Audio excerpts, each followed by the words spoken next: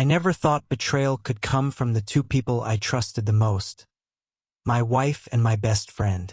We shared dinners, vacations, even dreams about the future. But behind my back, they were sharing something else, something intimate, something unforgivable. The truth didn't hit me all at once.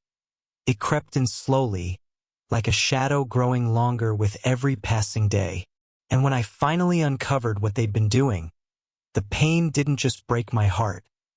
It shattered every belief I had about love, loyalty, and friendship. My name is Daniel, and for years, I believed I was one of the lucky ones.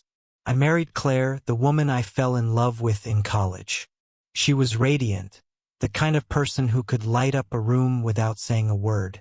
We built a comfortable life together. A modest home in the suburbs, careers that kept us busy but satisfied, and a tight-knit circle of friends. Among those friends was Jason. We'd known each other since childhood. We'd survived bad jobs, worse girlfriends, and countless late-night conversations. He was like a brother to me. Naturally, Claire and Jason became friends too. I never once thought twice about their closeness. Why would I? Trust was the foundation of both relationships. First, nothing seemed unusual. Jason would drop by after work. We'd watch sports, share beers, and laugh about the old days. Sometimes Claire would join in, sitting close to him on the couch, but I brushed it off. She was warm with everyone. It was just her nature. But over time, subtle changes crept in, little things that didn't seem important until they started adding up. She'd smile at her phone more, laugh at jokes I wasn't part of, and her mood would shift drastically after getting a text. Jason started visiting when I wasn't home. He claimed he just stopped by to borrow something. But something about the way they looked at each other began to gnaw at me. I told myself I was imagining it. After all, paranoia ruins relationships, right? But some truths don't stay buried for long, and I was about to dig mine up in the ugliest way possible. The first undeniable sign came one Thursday evening. I'd left work early, hoping to surprise Claire with dinner. When I walked in, the house was silent except for the faint sound of laughter from the living room. I expected to see her on the phone or maybe watching a show.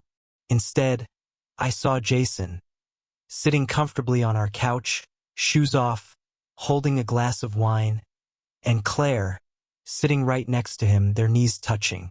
They both looked startled when they saw me. Claire quickly stood up, brushing her hair behind her ear, while Jason casually said he was just dropping by again. Something in my gut twisted. That was the night I started paying closer attention. Over the next few weeks, patterns emerged. Whenever Jason texted, Claire's phone would light up, and she'd angle the screen away from me. She began dressing up on days when she knew Jason might visit. Little touches like extra perfume, a different shade of lipstick. And Jason, he'd begun avoiding eye contact with me, as if guilt was a physical weight pulling his gaze to the floor. I confided in another mutual friend, Mark, hoping he'd tell me I was overreacting. But instead, he hesitated and said, "Daniel, maybe you should be careful. I've seen them together when you're not around, and it doesn't look right." That was all I needed to hear. I decided to test them. One Saturday, I told Claire I'd be gone all day helping my cousin move. Instead, I parked my car a few blocks away and waited. Hours passed, and finally, Jason's car pulled into the driveway.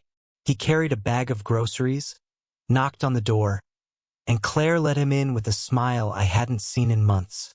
I approached the house quietly, my heart pounding. Through the slightly open blinds, I saw them cooking together, laughing, touching each other's arms in ways that went beyond friendship. My stomach churned, but I couldn't look away.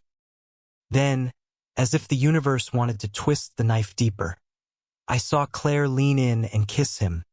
Slow, deliberate, and passionate. I stumbled back from the window, my breath caught somewhere between rage and heartbreak. The two people I trusted most had crossed a line they could never uncross. I didn't confront them that night. Instead, I let the betrayal sink into my bones, knowing that once I acted, nothing would ever be the same. A week later, I set my plan in motion. I invited Jason over for a guys' night, just beer, food, and a game on TV. Claire played along, pretending everything was normal. But I had already decided this would be the night I'd force the truth into the open.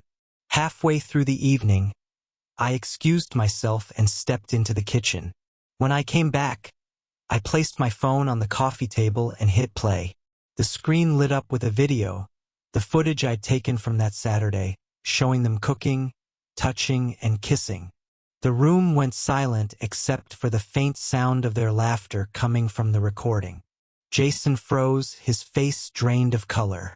Claire's hands trembled as she stared at the phone, then at me. "You lied to me, both of you," I said, my voice steady but heavy with anger. "I opened my home, my heart, and my trust to you. And this is what you did."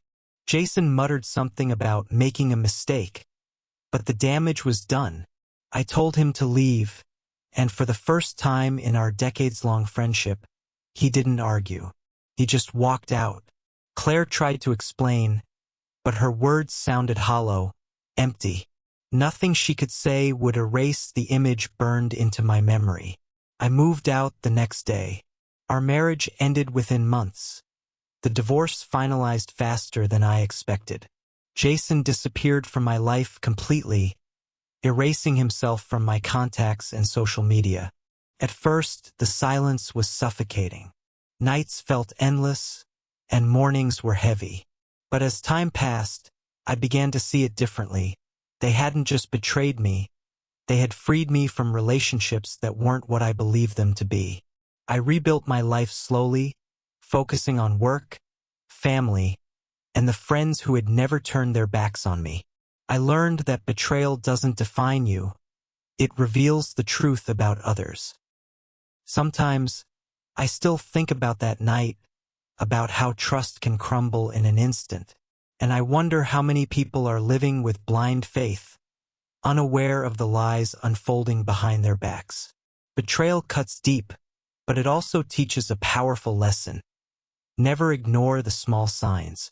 Love and loyalty aren't proven in words, they're proven in actions. And if someone's actions make you question their loyalty, trust your instincts. Because the truth, no matter how painful, will always set you free.